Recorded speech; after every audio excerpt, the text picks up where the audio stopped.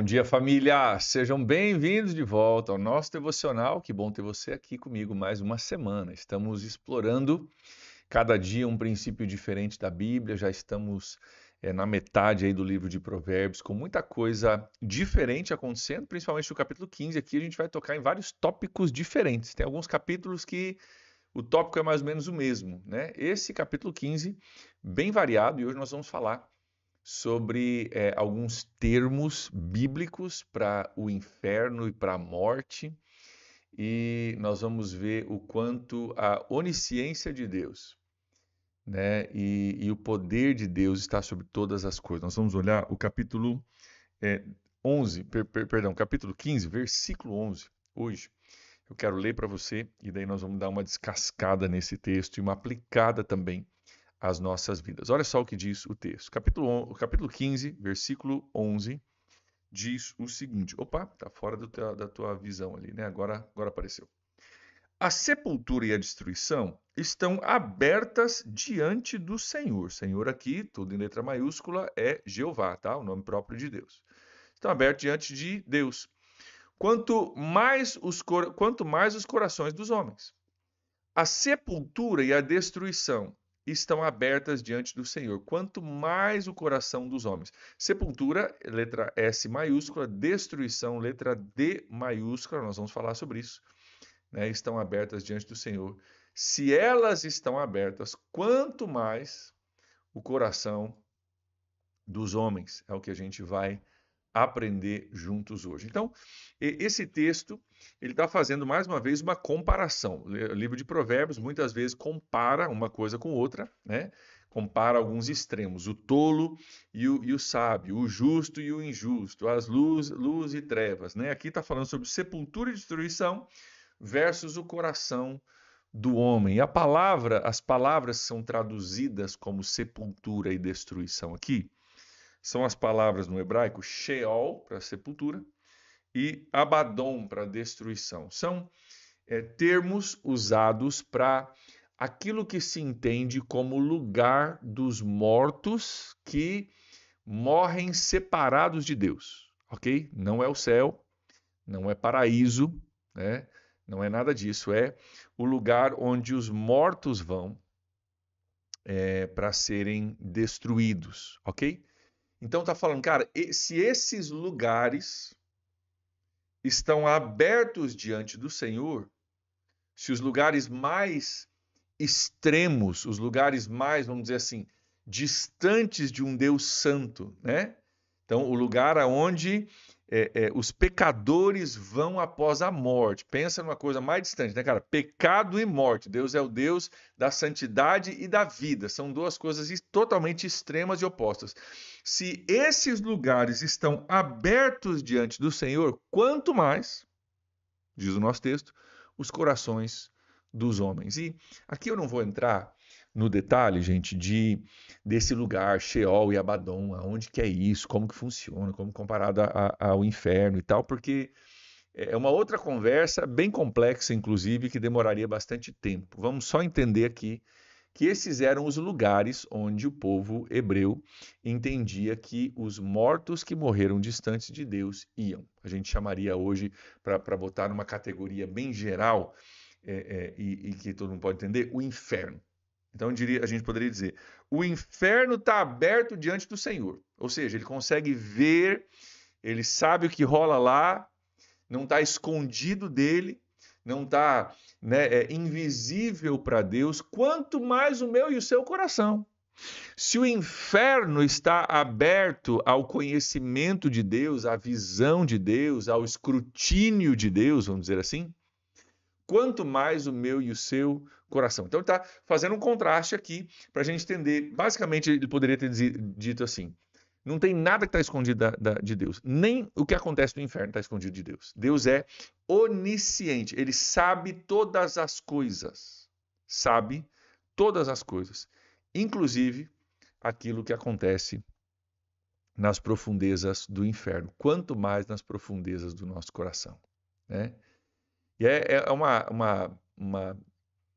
uma verdade que nos traz o entendimento de que nada escapa aos olhos de Deus, né? Até aquelas coisas que são mais distantes de Deus, inferno, não escapam aos olhos do Senhor, não estão longe do seu conhecimento. E é uma forma do autor dizer, cara, Deus sabe tudo que rola no meu e no seu coração. Eu diria até para você, Deus sabe melhor o que rola no meu e no seu coração até do que a gente. Porque muitas vezes a gente não para analisar, escrutinar as nossas intenções. A gente até sabe das nossas ações, mas muitas vezes as nossas intenções estão escondidas de nós. Por que que eu falei daquele jeito? Por que que eu postei aquela imagem? Por que que eu quis aparecer em determinado evento? Né?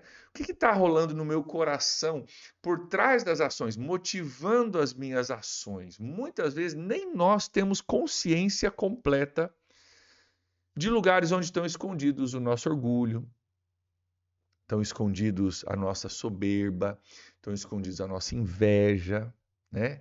Ah, eu fui em tal lugar e eu falei com tal pessoa porque eu tinha inveja de quem estava falando com ela. Eu não falei com tal pessoa porque eu tenho orgulho, guardei rancor no meu coração. Tem um monte de coisa que passa desapercebido para mim e para você, mas não passa desapercebido para Deus. Esse é o ponto desse texto. Tem coisas que nem a gente sabe, né? Sobre nós mesmos, mas que Deus sabe. Ele te conhece melhor do que você conhece a si mesmo, né? A Bíblia nos conhece melhor do que a gente conhece a nós mesmos. Deus nos conhece melhor do que a gente conhece a nós mesmos. E a gente vai descobrindo coisas e vai entendendo coisas com a caminhada, mas Deus já sabe desde o começo, né? Os nossos olhos são abertos. Às vezes você faz lá 30 semanas, você fala, eu não sabia que esse comportamento na minha vida vinha de tal lugar, de tal coisa, de tal trauma, de tal lembrança, de tal falta na minha vida, de uma ausência de alguma coisa. Falo, nossa, cara, quantas pessoas já falaram comigo, né?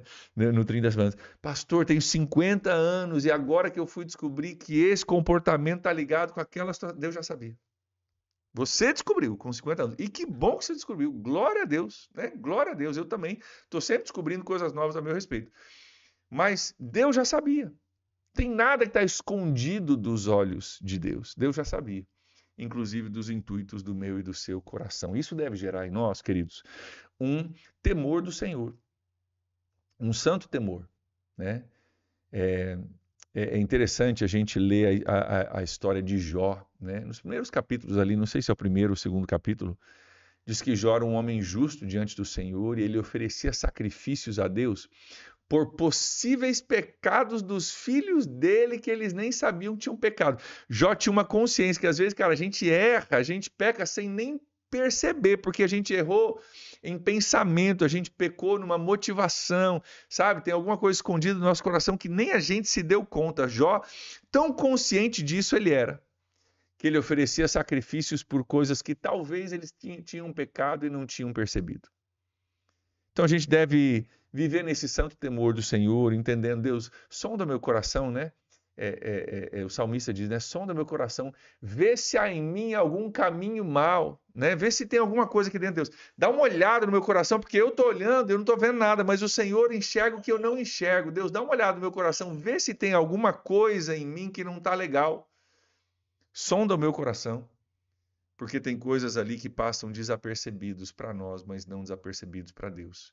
Duas coisas devem gerar, né? Temor do Senhor. Entendimento, gente, que você pode esconder coisa de mim, você pode esconder coisa dos outros, mas a gente não pode esconder nada de Deus. Sabe? A gente deve ter esse entendimento de que os olhos do Senhor estão por toda parte. Nós falamos sobre isso já na semana passada, né? Que tem coisas que a gente não pode esconder. Pastor Lobo saiu do palco, foi lá na coxia, né, falando no microfone, a gente não via ele, mas falou, cara, Deus está me vendo, né, sendo bem pedagógico. Então, a gente precisa entender o seguinte, eu posso esconder de vocês a minha motivação, posso esconder de vocês um orgulho, uma inveja, alguma coisa, mas eu não escondo isso de Deus. E no final das contas, eu e você prestamos contas disso para Deus. Por isso a gente deve orar como o salmista diz no Salmo 51, cria em mim, ó Deus, um coração puro, né? Não é ações puras, palavras publicamente ditas que são puras, mas um coração puro, sabe? Aqui de dentro, sabe? Realmente purificado diante do Senhor. Outra coisa que eu acho que é bacana a gente pensar a respeito dessa questão de que Deus tudo vê. Às vezes nós olhamos para o nosso mundo e a gente olha para algumas injustiças, algumas coisas que parece que passam em branco, parece que vão desapercebidas, né? Porque talvez não geram uma consequência imediata. E a gente fala, nossa, mas tem tanta coisa que passa desapercebida, e tanta injustiça que parece que rola sem ninguém fazer nada a respeito. Eu quero aproveitar esse texto para lembrar você de que, vamos voltar para o nosso texto aqui, olha aqui. A sepultura e a destruição estão abertas diante do Senhor, quanto mais os corações dos homens. Quanto mais as conversinhas de bastidores, quanto mais os acordos feitos a portas fechadas, quanto mais aquilo que às vezes é escondido do olhar do público, mas à frente de Deus, né, diante de Deus, nada é escondido. Deus tudo vê.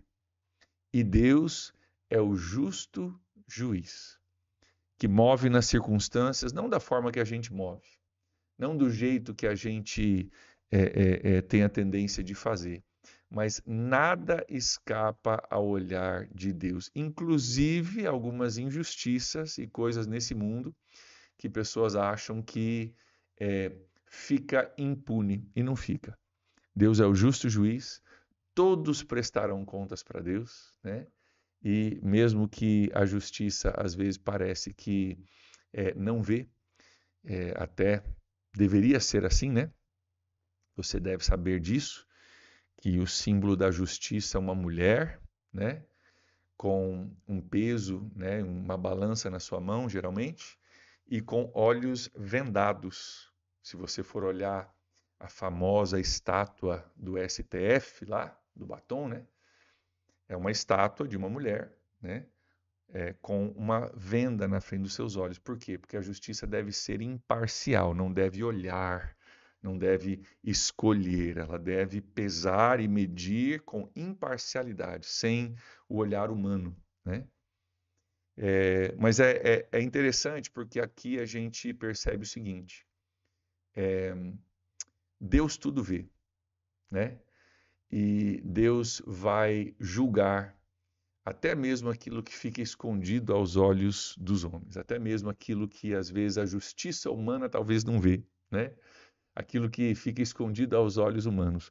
Nada é escondido aos olhos de Deus. Deve gerar temor em nós e também deve gerar uma confiança na justiça de Deus sendo cumprida no tempo de Deus, do jeito de Deus, que não é o nosso jeito. Mas nada escapa aos olhos de Deus. Se nem a sepultura e a destruição, se nem a morte e o inferno estão distantes dos olhos de Deus, quanto mais aquilo que se passa no coração meu e seu e no coração de todos ao redor do mundo. Então, confie na justiça de Deus, ore, né? Vamos orar pela justiça de Deus sobre o nosso país, nesse tempo turbulento, nesse tempo difícil que a gente está vivendo também, que nós possamos ser homens e mulheres que são pautados pela verdade da palavra de Deus e que aguardam para que Deus intervenha em nosso favor. O Deus que tudo vê, né, possa intervir em nosso favor e que nós possamos estar firmados nisso, mais do que qualquer coisa, tá? Mais do que qualquer notícia, mais do que qualquer pessoa, que às vezes nossa confiança está na pessoa. Lembra hoje, Deus vê todas as coisas. Vamos orar? Pai, nós colocamos diante do Senhor o nosso coração, reconhecendo, Deus, que nós precisamos viver no temor do Senhor, sabendo que tudo que nós fazemos e vivemos e pensamos está aberto diante do Senhor. Então, Deus, tem misericórdia de nós, ajuda-nos, Pai, a viver em santidade e a não achar que nós podemos esconder do Senhor aquilo que às vezes podemos esconder de homens. Obrigado, Deus, também pelo lembrete de que tudo que acontece está diante do Senhor, inclusive aquilo que às vezes é escondido aos nossos olhos, as conversas de bastidores e de portas fechadas que não chegam para nós, o público. Tudo está aberto diante do Senhor. Pai, nós oramos em nome de Jesus. Tem misericórdia do nosso país.